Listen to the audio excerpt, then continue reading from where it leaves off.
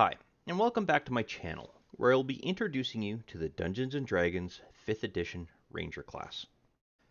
In this video, I will be explaining what a Ranger is, what their primary stats are, what backgrounds work best with the Ranger, as well as provide a brief description of the various subclasses provided by the player's handbook.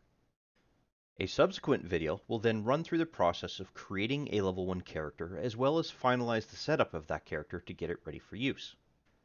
I will then have one or more additional videos that will show you the various features and abilities gained for the base class levels through to level 20. So let's start with what is a Ranger. The Ranger is a class of character that you would have initially pictured as the dual-wielding Swordsmaster of the Forest, though over the various editions of Dungeons & Dragons, that has changed quite a bit. As the class became more defined, it gained better ranged options while still maintaining the ability to handle close quarters combat, some spellcasting capabilities, and the usual scouting duties that this type of character usually dealt with. The Ranger is a natural explorer, and as a result will help move parties through their favorite terrain quite efficiently, even if the terrain is difficult, and they know that terrain's secrets and will always know where to find food and water in the event that it's necessary to scrounge for these particular resources. Additionally, they generally have a favored enemy of some kind and will have learned to deal with those particular types of enemies quite efficiently. As such, they gain bonuses whenever they engage creatures of that type. But they also gain a limited spellcasting ability that allows them to cast a mixture of divine and arcane spells up to a maximum of level 5 spell slots, of which we'll go into a little bit more detail when we actually get to the spellcasting feature. So what are a Ranger's primary stats? A Ranger character should put their highest stat into their dexterity, and then primarily focus on wisdom, constitution, and strength in that order.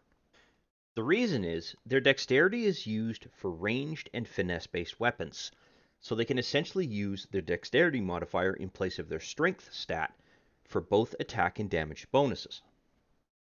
While their wisdom score is used for their spellcasting abilities that they eventually gain at level 2. So while it's not a stat that would be used initially, it does become quite important later on.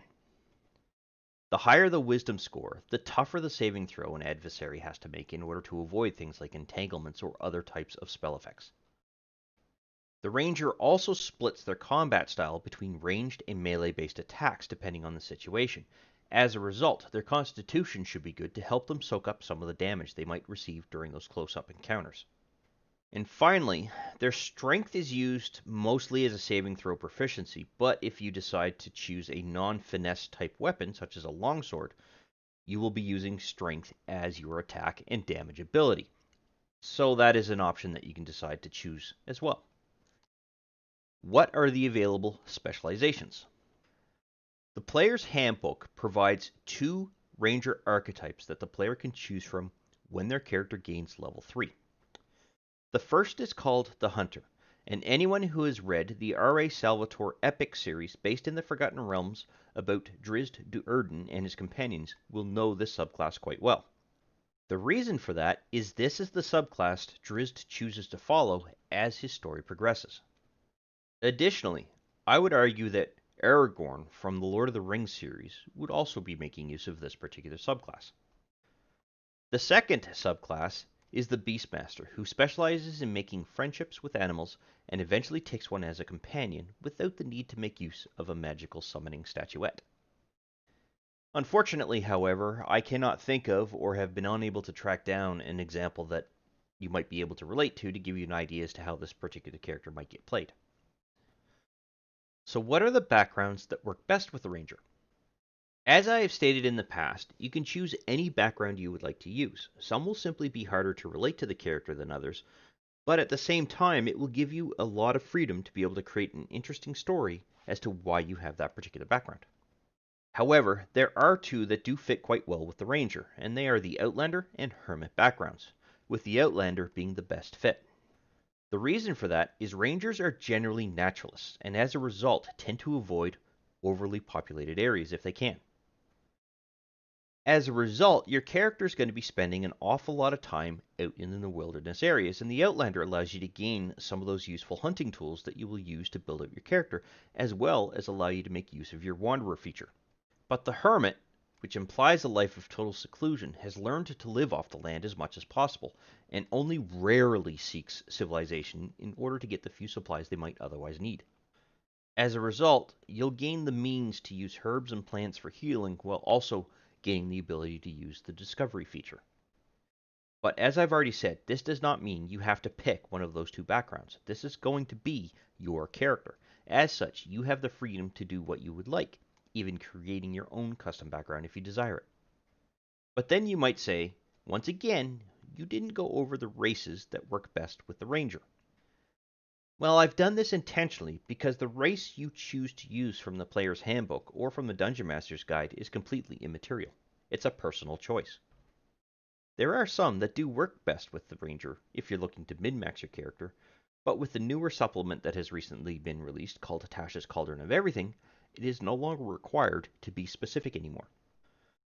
And that's because with Tasha's Cauldron of Everything racial options, you can pretty much choose any race you want to play and then choose the various traits and bonuses that go with that custom lineage to be able to still allow you to min-max your character, giving you pretty much complete control over what your character looks like, talks like, feels like to you, so that it becomes your personal character and not something you've kind of thrown together from a little bit of everything here and there based on a canoned race or a canoned class, things like that.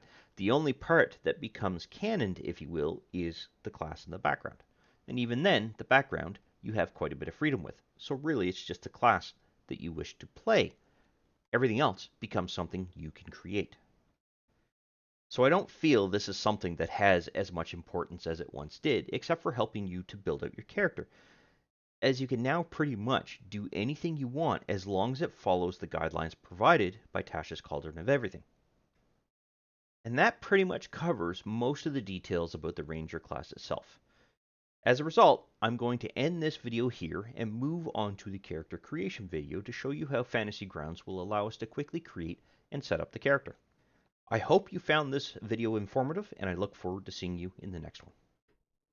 I wish to thank you for taking the time to watch this particular video. I hope you found it informative and useful to familiarizing yourself with Fantasy Grounds in general, and that you had fun in the process. If you found the video useful and you liked the content of the particular video, go ahead and click that like button to let me know. And if you have any questions specific to the topic covered by this particular video, or just have some comments in general, please feel free to post something in the comment section, and I will do my best to respond to any questions that are asked. Additionally, I do release content quite regularly, and it's generally specific to Fantasy Grounds or 5th edition Dungeons & Dragons at this time. So if you'd like to be notified when new videos come out, go ahead and subscribe and click the notification bell to ensure that notification is sent to you when I release a new video.